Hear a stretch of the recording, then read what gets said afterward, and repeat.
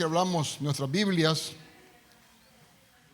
al libro de Lucas, Evangelio de Lucas, capítulo 22. Lucas, capítulo 22, versículos 39 al 48.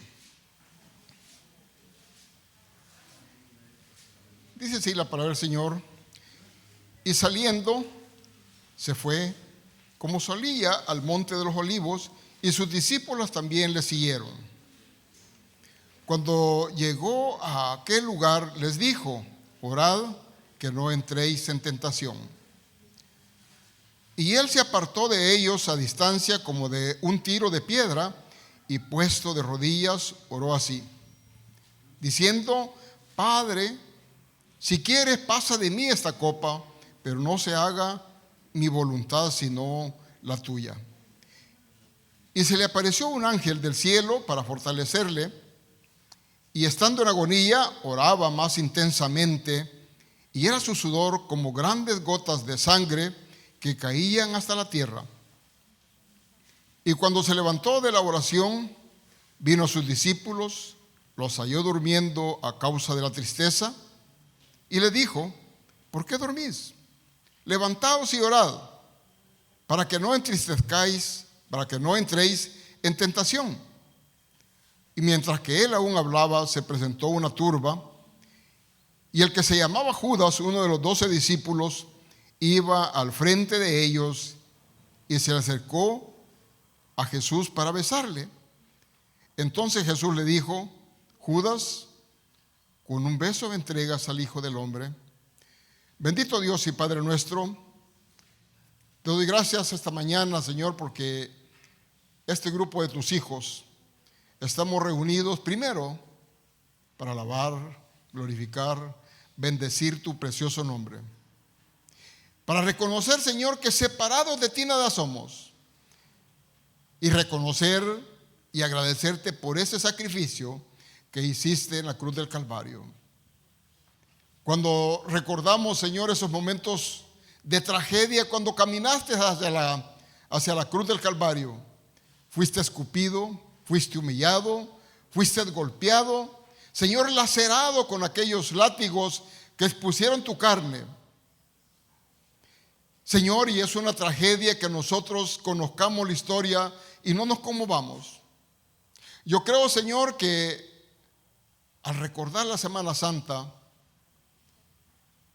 y traer a memoria ese sacrificio, debería, Señor, toda la iglesia, sin excepción, todos, niños, jóvenes, adultos, ancianos, estar reunidos para alabarte, glorificar y bendecir tu precioso nombre. Diste una tremenda lección, Señor, en ese pasaje hasta llegar a la cruz. Y quizás una de las cosas que siempre me ha impresionado y me ha invitado a un cambio profundo en mi vida con respecto a mi manera de ser y a mi carácter. Cuando tú, Señor, en la cruz le dijiste al Padre: Padre, perdónalos porque no saben lo que hacen. Qué ternura y qué corazón tan grande. Y ese espíritu perdonador, Señor, yo te lo demando para que lo pongas en cada uno de nosotros. Muchas, Señor, de las dificultades que tenemos en los hogares, muchas de las dificultades que tenemos en la relación con nuestros hijos, es producto, Señor, de que no hemos sabido perdonar. El orgullo, Señor, nos consume y consume a la familia. Por ello, Señor, que tu ejemplo se grabe en nuestras vidas. Gracias, Señor, por tu amor y tu gracia. Y muévete, Señor, en esta reunión. Declaramos nuestra profunda necesidad de ti. Y queremos, Señor, salir llenos. En tu nombre oramos, Señor. Amén y amén. Quiero compartirles el tema: ¿qué es la festividad de la Semana Santa? ¿Qué es la festividad de la Semana Santa? La Semana Santa es la conmemoración anual cristiana de la pasión, muerte y resurrección de Jesús de Nazaret. Por eso es un periodo de intensa actividad litúrgica dentro de las diversas confesiones cristianas. Hagamos algunas consideraciones. En esta época es cuando más se escucha acerca de la crucifixión de Jesús. Todos los medios de comunicación propagan por doquier las ideas acerca de Jesucristo y su sacrificio en la cruz del Calvario. Y pasado ese periodo, ¿qué? Aunque las cosas han ido cambiando, yo estaba haciendo memoria de mi infancia y mi juventud, y posiblemente los jóvenes que están acompañándonos en esta mañana se van a reír de los testimonios que los adultos comentamos. Cuando yo era pequeño, nadie podía montar a caballo. Sus vehículos no podían salir, estaban parqueados toda la Semana Santa y especialmente el día jueves y viernes. Podían salir hasta el día sábado. La gente se reunía en sus actividades de la iglesia. La iglesia evangélica era muy pequeña hace algunos años. Hoy el Señor ha tenido misericordia y ha derramado su poder, su gracia y su espíritu a manera tal que esta nación ha subido en un buen número de cristianos evangélicos. Pero hay que clamar para que no solo tengan esa oportunidad de conocerles, sino de nacer de nuevo. Necesitamos nacer de nuevo para tener un profundo compromiso con el Señor. Vea, cuando éramos pequeños, los vehículos, les decía, estaban parqueados. Y si salían, los apedreaban y el riesgo de que el motorista, los que iban con él, se fueran muertos apedreados. Y algo que mueve a risa, pero el día sábado, sábado de gloria, aquellos niños que no crecían tan rápido, los papás agarraban una correa o agarraban una vara y le daban, porque ellos creían que con eso los niños iban a crecer. Usted no podía escupir en el suelo porque escupía a Cristo. Mucho menos los niños que se orinan por todos lados no podían orinar y los castigaban. Esa era la tradición. Pero ahora qué triste. En medio de esa tradición había una reverencia y un respeto de los adultos a estos eventos. Ahora ya no existe tal cosa.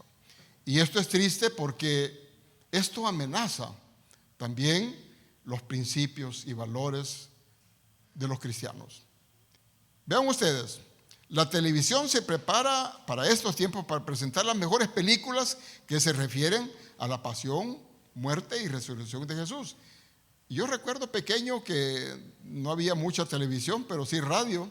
Mis hermanas y mis hermanos nos sentaban alrededor de las novelas o cosas que transmitían, y era una llorazón, porque nos impactaba, los impresionaba. Ya no se diga cuando comenzaron a pasar las películas de la Pasión de Cristo, Ben-Hur, y todas esas películas que eran impactantes. Pero había una motivación, había un sentimiento profundo de amor y respeto a las cosas de Dios. Ahora todavía se pasan, y hay algunos canales que pasan, dedican espacio en esta Semana Santa, y son canales que durante todo el año transmiten basura que contamina a los niños y a la familia. Sin embargo, en Semana Santa aparecen todos que son santos. Pero lo que se requiere, lo que necesita es que la gente tenga un encuentro personal con Cristo y nazca de nuevo. Vean, hermanos, en nuestro país, en las ciudades, colonias, barrios, la gente se dispone para elaborar lindas alfombras de acerrín con otros materiales. Ojalá esta aparente muestra de gratitud no fuera solamente en esta semana, sino que fuera todo el tiempo. Yo creí que en este periodo no iba a haber alfombras y altares, sin embargo se está desarrollando. Incluso yo vi un spot donde uno de los líderes de esa iglesia insultaba a los feligreses y les ordenaba que se quitaran la careta, que tuvieran fe. Y yo creo que ese es un abuso, y el líder que estaba dirigiendo pareciera ser que estaba un poco tomado. Esas son las aberraciones que tenemos y estamos encontrándonos en este tiempo. Veamos algunas contradicciones de la celebración de Semana Santa. Ante todas estas consideraciones que hemos visto y preparativos, surgen algunas paradojas que es bueno considerar. En primer lugar, esta es una época del mayor índice de accidentes viales. Eso todos los años ocurre y este año no es la excepción. Ya tenemos un buen número de accidentes de tránsito, sin contar los muertos. Segundo, esta es la época de muerte por diversas razones. Uno de ellos, los muertos por accidente de tránsito, los muertos por ahogamiento en la playa, en los lagos, en los ríos. Esto es porque nosotros estamos distraídos en cosas que no son trascendentes para la vida del hombre, porque lo más importante, lo más trascendente en la vida suya, mía y de todos los ciudadanos es que tengamos un encuentro con nuestro Señor Jesucristo, le sigamos y le sirvamos. Yo decía y le pedí al Señor, ojalá que la iglesia esté llena. Vamos a perdonar, y digo como pastor, que algunos hermanos no estén en esta reunión porque salen para estar con sus familias, pero ojalá que al visitar sus familias no vayan a ser contaminados, porque algunos van a sus familias que no son cristianas. Si no son cristianos, se van a encontrar con gente que toma, con gente malcriada, con gente que incluso les rechaza su fe. Es mejor no salir, es mejor quedarse buscando al Señor. Sí, es triste que algunos hermanos están en la playa en lugar de estar en la iglesia buscando y agradeciéndole al Señor. Vamos sobre el segundo año de crisis en esta nación y no se sabe qué puede acontecer en los siguientes días o meses. La iglesia, y digo con propiedad, la iglesia en este país ha jugado un papel muy importante. La iglesia nuestra ha sido un modelo de oración.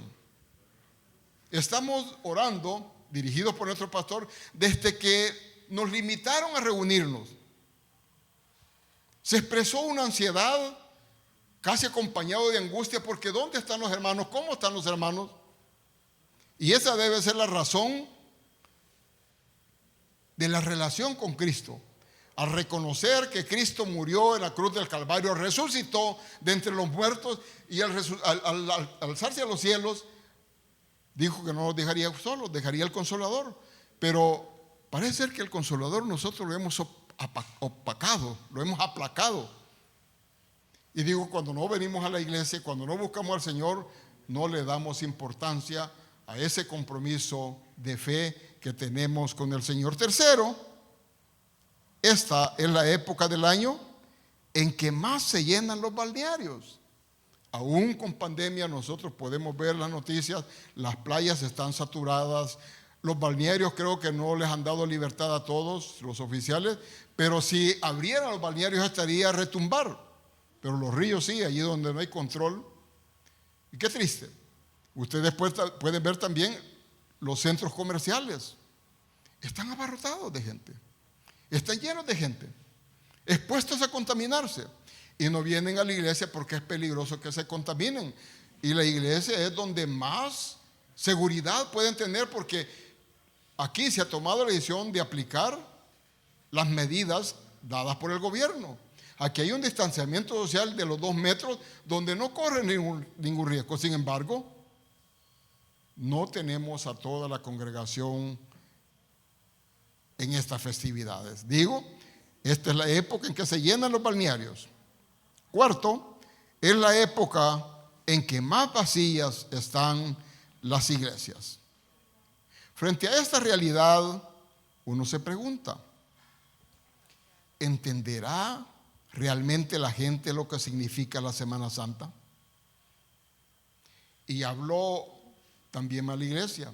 ¿La iglesia entiende realmente lo que significa la Semana Santa? Hay algunos que no, ustedes sí la entienden perfectamente. Me atrevo a decir lo que le entienden, porque están aquí, están alabando, están glorificando, están buscando el rostro de Jesús, y ojalá venga el Señor, porque los que estamos aquí vamos a ser alzados en gloria. Muchos son los llamados, pocos los escogidos. En este descuido les puede pasar a aquellos que no están aquí lo que les pasó a aquellas novias descuidadas. Las diligentes fueron alzadas, las negligentes se quedaron. Muchas veces, yo tengo mi preocupación, porque aquí deben de estar todos los líderes, absolutamente todos los líderes de la iglesia, porque son los modelos en su ministerio. Son los modelos, en el caso de los niños, son los modelos de los niños, en los jóvenes son los modelos de los jóvenes, los líderes. Los líderes del ministerio de mujeres, del ministerio de hombres, son los que dirigen y son los que dan el ejemplo. Y muchas veces nosotros podemos aconsejar, pero yo quiero decirte que muchas veces el consejo es ignorado, porque ellos no siguen tu consejo, sino que siguen nuestro ejemplo. Así que esforcémonos por entender al Señor, entender lo que significa este evento. Otra pregunta: ¿será esta celebración religiosa tan solo una excusa para vacacionar y dar riendas sueltas a sus instintos naturales y morales? Vea, yo recuerdo ya en la universidad, yo no me había alejado de la iglesia, pero nosotros saliendo de vacación de la universidad, el último día yo ya no llegaba a la casa, sino que de ahí salíamos para Garita Palmera. Y por eso decía, era Semana Zángana. Y ustedes han oído ese término, Semana Zángana. ¡Qué tristeza! Y yo creo que con dolor nosotros debemos escuchar esa expresión. Que le duele el corazón cuando usted escuche, esta es la Semana Zángana. Porque no han entendido un encuentro con Cristo y no han mucho menos nacido de nuevo. Y ese es un reto para la iglesia. Cuando usted ve a gente y que se expresa de esta semana en esos términos, usted tiene que doblar rodillas y tiene que buscar la manera de compartir la palabra para que esa gente cambie su actitud. No la va a cambiar usted, el que cambia es el Espíritu de Dios. Oiga bien, nuestro país estará cosechando esa indiferencia del pueblo. El país estará cosechando esa indiferencia de su pueblo. ¿Qué piensa usted? Piense por un momento la historia del pueblo judío. En este periodo hay mucha religiosidad. Lo más grave, hay mucha idolatría. ¿Qué pasó con el pueblo de Israel cuando ellos se desviaron y fijaron su mirada en los ídolos?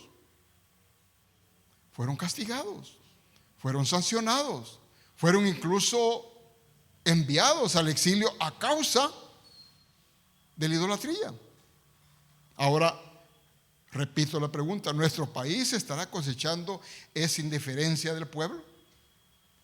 Solo vea un poquito de historia de este país y no se vaya muy lejos. Este país hace muchos años que camina sobre la idolatría, y la idolatría ha cautivado, ha esclavizado a nuestra nación. Eso ha permitido que tengamos gobernantes que han golpeado, que han lacerado a nuestro sufrido pueblo. ¿Por qué no decirlo? Hay gente que llegó al poder sin ningún compromiso con Dios. Esta ha sido una nación que ha sido gobernada sin Dios y sin la palabra. Gente incluso que ha tenido la primera magistratura, que ha estado con otras doctrinas, corrientes diabólicas. ¿Qué espera que ocurra con esta nación bajo esos términos, bajo esas condiciones? Ahora, hermanos, el reto para la iglesia es tremendo.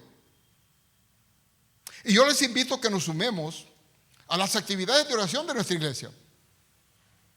La iglesia, desde que inició, desde sus orígenes, está buscando a través de la oración a Dios. Está buscando que esta iglesia tenga un avivamiento, tenga un despertar. Que dejemos de ser una iglesia religiosa, una iglesia que cree porque viene el día domingo y puede estar en los 3 cultos o en los 4 cultos, puede venir miércoles, puede venir viernes, pero tiene que nacer de nuevo, tiene que clamar que haya ese despertar en su vida, tiene que dejar que el Espíritu Santo More en usted. Que la promesa del Padre, como le dijo el Señor a sus discípulos, no os mováis de Jerusalén hasta recibir la promesa del Padre, la cual yo les hablé. Hechos 1:8, el Señor dice, y recibiréis poder cuando recibas el Espíritu Santo, y me seréis testigos en Jerusalén, Samaria, hasta lo último de la tierra. Si nosotros tenemos esa experiencia del bautismo del Espíritu Santo, yo creo que la iglesia va a buscar con vehemencia estar reunidos todos los santos. Siempre hay uno que otro que espera que la bendición caiga demasiado rápido, y eso tiene su tiempo, tiene un proceso, pero seamos pacientes y busquemos y esperemos en el Señor. Así es que nuestro país está sufriendo la indiferencia y debemos de orar fuertemente. Hoy vamos a tener un nuevo gobierno, nuevos titulares en los despachos, una asamblea distinta, va a haber un cambio en el órgano judicial. ¿Cuál es la responsabilidad de la iglesia? Doblar rodillas. Doblar rodillas. Y esto no se lo inventa esta iglesia, no se lo inventan los pastores. Eso está en la Biblia. Orad por vuestras autoridades para que podamos vivir quieta, tranquilo y pasivamente. Hay unos que se les olvida que tienen que orar por sus autoridades. La violencia no se va a neutralizar con tener el mejor presidente, con un buen gabinete. La violencia se va a neutralizar cuando todos conozcan la palabra del Señor y la iglesia salga y comparta. La iglesia doble rodillas. Ahora, ¿cuál debería ser el significado de la Semana Santa a la luz de la palabra? ¿Cuál debería ser el significado de la Semana Santa a la luz de la palabra? En primer lugar, la Semana Santa es época de limpieza espiritual. La Semana Santa es época de limpieza espiritual. Hay unos versículos, si alguno tiene lapicero, me gustaría que anotara y que revise y dé respuesta cuando alguien le pregunta ¿qué es la Semana Santa? Sabe que yo ayer escuchaba el mensaje del hermano José y me llamó mucho la atención sobre una persona que lo increpó, le preguntó sobre por qué nosotros celebramos la Semana Santa. Y es interesante la respuesta que él dio. Y me gustó porque yo también en esta semana he sido increpado que por qué nosotros como evangélicos estamos celebrando fiestas paganas. Y yo recordé en esa reunión la experiencia del apóstol Pablo. El apóstol Pablo buscaba en tiempo y fuera de tiempo compartir el evangelio, compartir su experiencia de Cristo. Y hay una narración en la Biblia cuando él llega a Grecia y pasa por el Areópago. Allí en el Areópago había un escenario donde estaba un grupo de oradores, excelentes oradores que tenían a la gente ahí todo el día oyéndole todo el tiempo posible, toda la noche. Entonces Pablo cuando entró a ese evento vio que había un ídolo o una imagen que decía dedicado al Dios desconocido. ¿Y saben qué hizo Pablo? Nada tenía que ver ese evento con el compartir el evangelio, pero dijo, esta es mi ocasión, y pidió espacio para poder dirigirse al auditorio. Y cabal, él pasó y comenzó a hablar en nombre de ese Dios desconocido. ¡Qué preciosa experiencia! Y también lo comentaba a esta amiga de que el Señor Jesús, que fue criticado fuertemente cuando él entraba y visitaba a los publicanos, porque él no tenía que estar relacionarse, reunirse con pecadores. Pero ¿qué les dijo Jesús? Él ha venido para traer sanidad. La gente que está sana no necesita al médico, y por eso llegaba ahí donde se requiere. Por eso nosotros, hermanos, estas festividades, para aquellos que se atreven a criticarlos, quiero decirles que nosotros celebramos la Navidad porque es una gran oportunidad para compartir la palabra del Señor. Celebramos la Semana Santa porque también es un espacio tremendo para llevar el evangelio, y en este tiempo mucho más, donde nosotros podemos no pelear, no combatir, porque el cambio no lo hago yo, ni lo hacen los pastores, ni lo hace el Espíritu de Dios. Si nosotros oramos porque cambie la idolatría, pues orémosle al Señor para que Él toque los corazones y haya un cambio sustancial en nuestra sociedad. Que todo este país vuelva sus ojos, tenga un giro y va a este lado, que regrese y vea el rostro de nuestro Señor Jesucristo y pueda caminar bajo la verdad. Porque conoceréis la verdad y la verdad os hará libre. ¿Cuál debería ser el significado de la Semana Santa a la luz de la Biblia? Segundo, es una época de darle lo mejor al Señor. Es una época para darle lo mejor al Señor. Eso lo encuentran en Mateo 26, capítulo 26, versículos 6 y 7. Bíblicamente, usted respalda por qué nosotros celebramos la Semana Santa.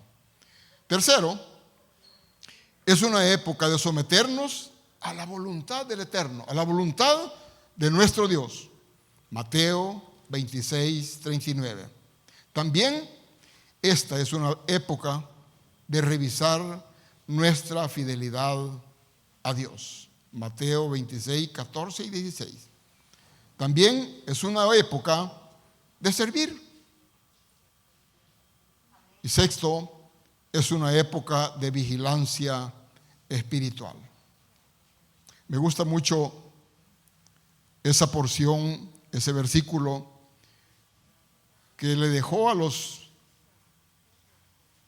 apóstoles cuando estaban en el Getsemaní, cuando el Señor los dejó que lo apoyaran en oración, y él dice, se retiró a una distancia prudencial, pero después de pasada una hora regresó a donde estaban ellos y los encontró totalmente dormidos. En Lucas no se refiere a Pedro, pero en Mateo se refiere directamente a Pedro. Dice, Pedro, no habéis podido velar ni una hora. Ahí pone un rango el Señor. Por lo menos en ese espacio que estuvo, podían y tenían que haber velado por lo menos una hora. Pero allí agrega esta porción que por favor recuérdenla siempre, que dice, velad y, ¿cómo dice? ¿Para qué? Para que no, velad y orad para que no entréis en tentación. Y continúa el Señor diciéndole, el espíritu a la verdad está dispuesta, pero la carne es débil. ¿Cuántos de ustedes han escuchado con algunos cristianos que se han apagado, que se han enfriado, que cayeron en la tentación? Y la excusa es que la carne es débil. ¿Cierto? ¿Han oído eso? La carne es débil. ¿Pero por qué la carne es débil? Se debilita cuando usted deja de velar y orar. Ese consejo nosotros tenemos que asimilarlo y recordarlo.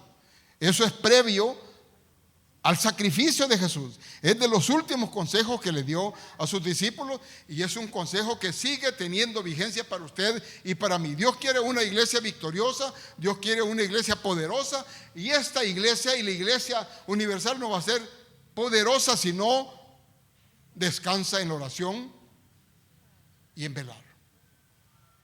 Qué lindo cuando todos acudamos al llamado del pastor de venir a orar.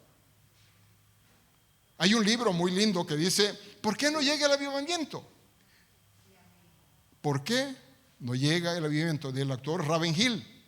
¿Y sabe qué dice? En una de sus partes se refiere a la oración y dice que la oración es la cenicienta de la iglesia. ¿Conocen ustedes ese cuento de la cenicienta? ¿Cómo era tratada la cenicienta en aquel hogar? ¿Cómo era tratada? Con desprecio, con las peores ropas. Ahora la pregunta, el parangón, ¿cómo estamos tratando la oración en nuestra iglesia? ¿Es una cenicienta o es alguien vestida deslumbrantemente al cual nos honramos nosotros de buscarla, de seguirla, de servirle? Si nosotros no tenemos la oración como algo elemental, como algo básico, como algo sumamente importante, pídale perdón a Dios. ¿Sabe que si no estamos orando, usted está en pecado? Porque la oración es una orden. Lea la Biblia y la va a encontrar usted en varias porciones donde dice, velad y orad. Orad en todo tiempo. Hay una serie de consejos sobre oración. De igual manera, cuando nosotros no estamos escudriñando la palabra, nosotros estamos en desobediencia, estamos en pecado. El Señor Jesús conocía la palabra de pasta a pasta. Y cómo el Señor Jesús rechazaba la tentación cuando el diablo llegó a combinarlo y a presionarlo para que cayera en tentación. ¿Cómo lo hizo? ¿Qué es? ¿A dónde acudió el Señor?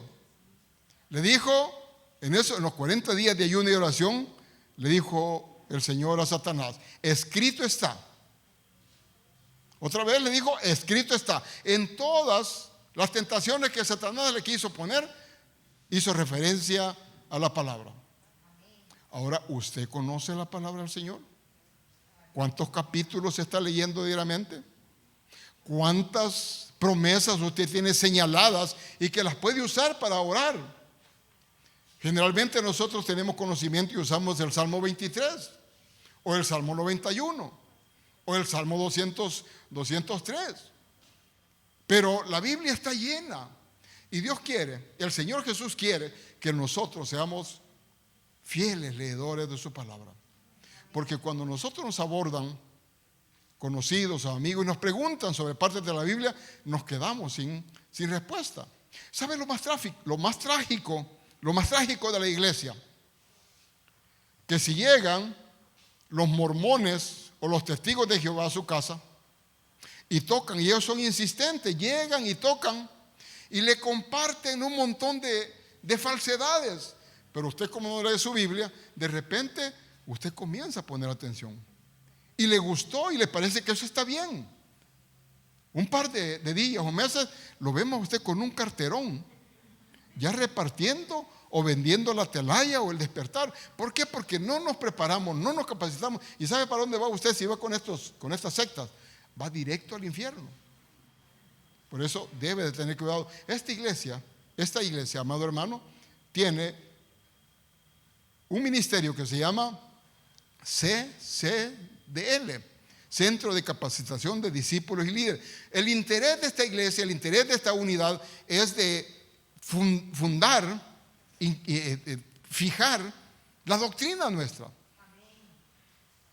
Pero qué triste que usted ha acudido a nuestra iglesia durante meses y años y no conoce la doctrina de nuestra iglesia. Es más, para los que no conocen de la doctrina, quiero decirles que para nosotros la oración es una doctrina fundamental. Por el tiempo yo me voy a quedar aquí porque iba a desarrollar cada una de esas partes, pero otra vez será. Tenemos espacio todavía para buscar al Señor. Pero recuerde lo que es la Semana Santa. Voy a repetir lo que implica la Semana Santa para que no andemos perdidos, no divaguemos.